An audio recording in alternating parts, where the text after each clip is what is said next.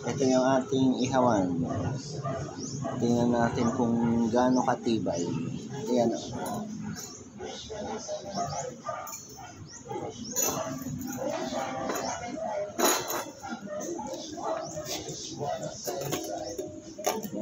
Ganyan siya katibay.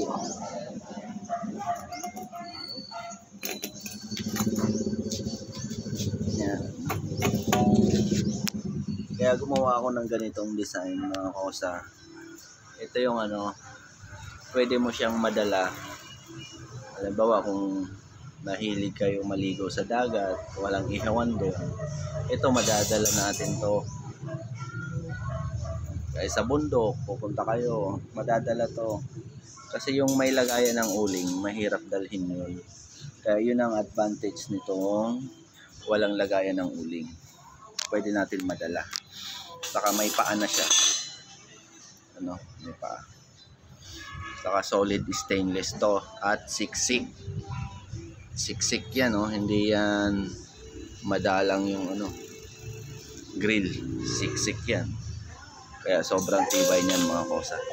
So alam nyo na ang advantage nitong walang lagayan ng uling. Madali natin siyang madadala. Kahit naka-single na motor ka lang, bibit-bit ka to. Yan. Okay, kaya order na kayo. Available yan ngayon. Salamat.